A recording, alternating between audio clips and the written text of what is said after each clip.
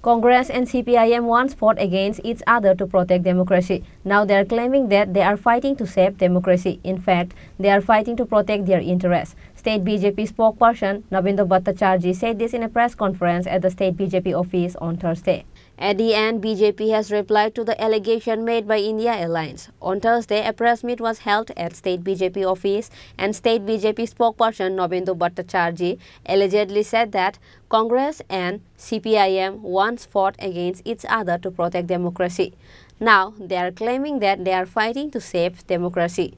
In fact, it was right to say that they fought to protect their interests. Now, they are claiming that all the murders that happened during the left period are isolated incidents. State BJP spokesperson Nabendra Bhattacharjee questioned whether those who suffered during the left era would accept it.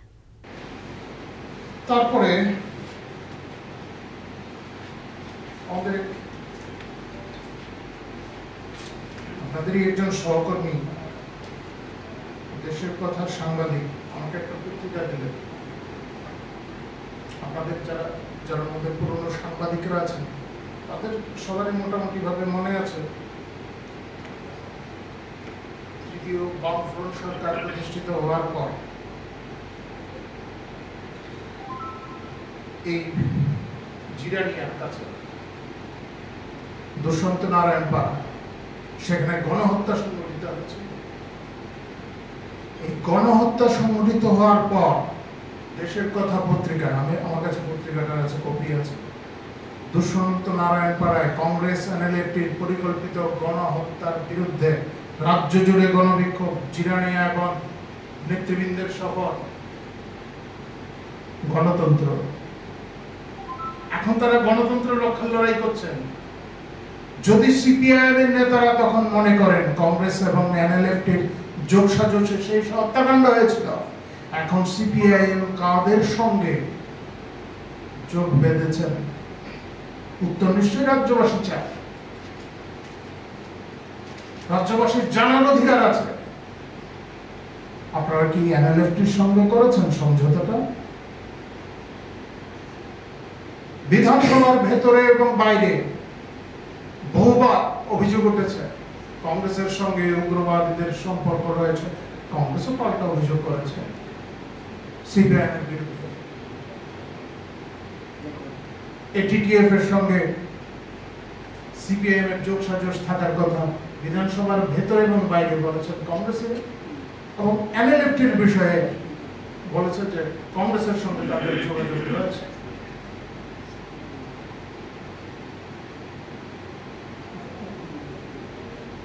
বিধানসভার record আছে।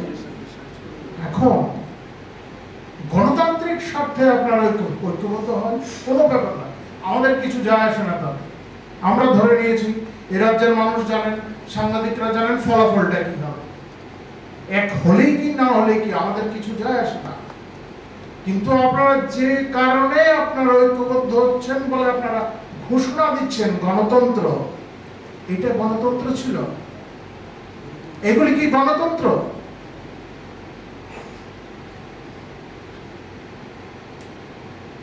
আপনাদের গণতান্ত্রিক স্বার্থে নয়, আপনারা ঐক্যবদ্ধ হয়েছেন নিছক রাজনৈতিক কর্মকাণ্ডে, রাজনৈতিক ময়দানে আপনাদের বেঁচে থাকার তাগিদে আপনারা ঐক্যবদ্ধ হয়েছেন মাত্র। দেশের স্বার্থে না, মানুষের স্বার্থে না, আপনাদের ব্যক্তিগত স্বার্থে, ব্যক্তিগত রাজনৈতিক আকাঙ্ক্ষা পূরণের জন্য, টিকে থাকার জন্য, রসদ সংগ্রহের জন্য, এছাড়া আর কিছু না। জবাব দিতে হবে আপনাদের, মানুষের কাছে জবাব দেওয়া প্রয়োজন। আরো দিচ্ছি কয়েকটা। 1998 সাল 10 এপ্রিলের পত্রিকা, 11 এপ্রিলের পত্রিকা, 10 এপ্রিলে খবরটা লেখা হয়েছিল দৈনিক সংবাদ পত্রিকায়। মুখ্যমন্ত্রীর মতে বিমল হত্যার রাজনৈতিক ষড়যন্ত্রের ফল। স্পষ্ট লেখা আছে। নির্বাচনের আগে স্লোগান ছিল বামফ্রন্টকে হটাতে হবে। বামফ্রন্টকে হটাতে দেশি বিদেশি শক্তি তৎপর ছিল। কে কোন দপ্তরের মন্ত্রী হবেন তাও ষড়যন্ত্রে ঠিক করেছিল। প্রতিবাদী সভায় মুখ্যমন্ত্রী মানিক সরকার বলেন, বিমল সিনহা ও বিদ্যুৎ সিনহার হত্যাকাণ্ড অত্যন্ত পরিকল্পিত এবং রাজনৈতিক হত্যাকাণ্ড। তিনি বলেন, গরিব মানুষের উন্নয়নের স্বার্থে আমাদের সংগ্রাম। ছাত্র জীবন থেকে বিমল সিনহা এই সংগ্রামের প্রথম সারিতে দাঁড়িয়ে লড়াই করেছেন। পুরো খবরটা আপনারা পড়ে দেখতে পারেন, সেখানে কংগ্রেসকে বিদ্ধ করা হয়েছে বিমল সিনহা হত্যাকাণ্ডের জন্য। আমরা বলছি না বিমল সিনহাকে কে হত্যা করেছে, পরবর্তী সময় যে সমস্ত ঘটনাক্রম এসছে, কি হয়েছে, বিধানসভায় নিয়ে আলোচনা হয়েছে, তদন্ত রিপোর্ট এসছে, সেগুলি আপনারা দেখেছেন, জানেন।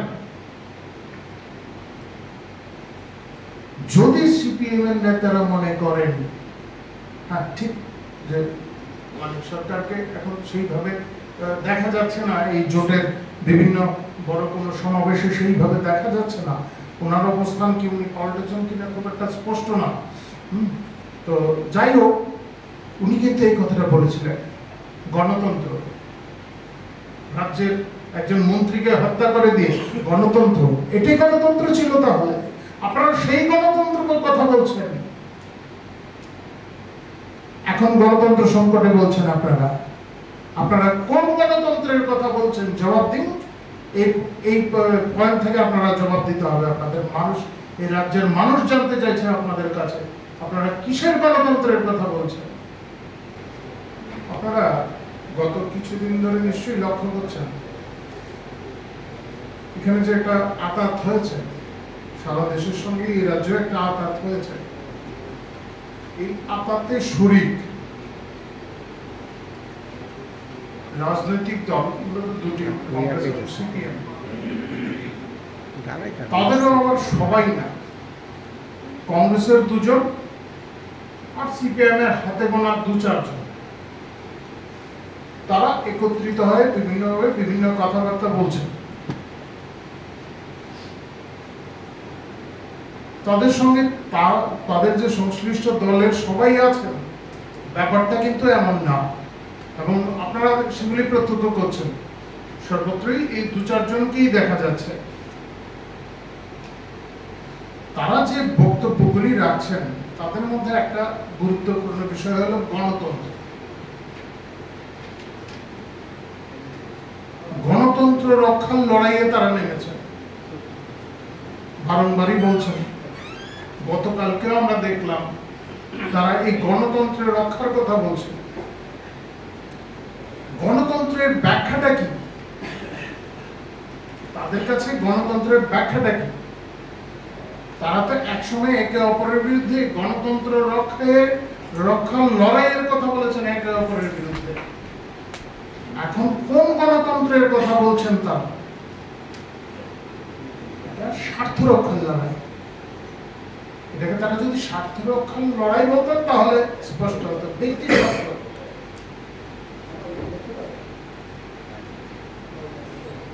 বলছিলেন যে সিপিআইএম এর জামানায়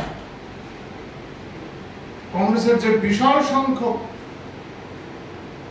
কর্মী, নেতা কর্মী তারা খুন হয়েছেন, সামান্য বিষয়, ব্যক্তিগত বিষয়। আবার বাম জামানায় যারা খুন হয়েছে সেটা কোনো দলীয় বিষয় না, বা এর সঙ্গে এটা বিচ্ছিন্ন ঘটনা। আজকে তাদের মনে হচ্ছে সেগুলি বিচ্ছিন্ন ঘটনা। এখন কথা হলো, যারা ক্ষতিগ্রস্ত হয়েছিলেন সে সময় তারা তা মেনে নেবেন কিনা? যারা ক্ষতিগ্রস্ত হয়েছেন, আমরা তাদের ব্যথায়, মানে ব্যথাকে জাগিয়ে তুলতে আমরা চাইছি না, তাদের ব্যথা আমরা জাগিয়ে তুলতে চাইছি। কিন্তু সত্যটা যে বিষয়টা কি, সত্যটা কি তা বলা প্রয়োজন।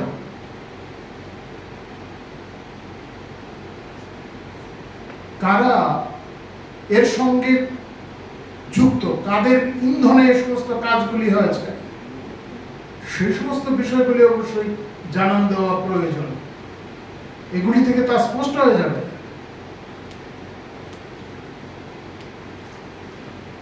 আমাদের প্রথমে আমি একটা ঘটনা বলতে চাই, বীরচন্দ্র মনুর ঘটনা, জোট আমলের কথা। আপনারা, আমি মোটামুটি কিছু তথ্য প্রমাণ নিয়ে এসেছি। 14 অক্টোবরের, ওই সময় 14 অক্টোবরের যে পত্রিকাটা, দৈনিক সংবাদ পত্রিকা, সেই পত্রিকাটা যদি আপনারা খোলেন, সেখানে দেখতে পারবেন আপনারা তৎকালীন সময় আইনমন্ত্রী ছিলেন সমীর রঞ্জন বর্মন। তিনি ওনার বিবৃতিটা ছাপা হয়েছে।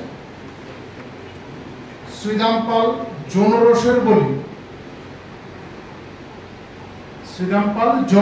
বলি, বিচার বিভাগীয় তদন্তের নির্দেশও দেওয়া হয়েছিল। আজকে শ্রীরাম পাল হত্যার পরিপ্রেক্ষিতে যারা ক্ষতিগ্রস্ত হয়েছিলেন, ঝর্ণা পাল দাশগুপ্ত, তিনি কি মনে করেন জনরোষে বলি হয়েছে? তিনি কি মনে করেন যে এর সঙ্গে কংগ্রেসের নেতাদের ইন্ধন ছিল না? তিনি কি এখন যা বক্তব্য রাখা হচ্ছে তার সঙ্গে তিনি কি সহমত পোষণ করেন? এখন তিনিই বলেন।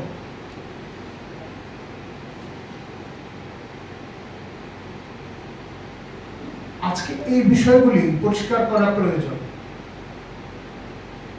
ভারতীয় জনতা পার্টি সন্ত্রাসের রাজনীতিতে বিশ্বাস করে না। আমাদের পার্টি ক্ষমতায় আসার পর থেকে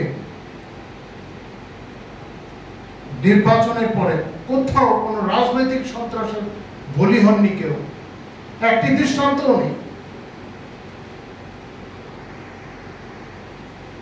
একটি খুনের ঘটনাও ঘটেনি। State BJP spokesperson Nobindu Bhattacharjee raised questions about the conflict between Congress and CPIM and highlighted several incidents of the lapse period and the alliance period in the press meet. Apart from BJP spokesperson Nobindu Bhattacharjee, State BJP committee member Nabudul Banik and Upendra Debarma were also present. Reported by Pranav from Agartala, Chini Khorang.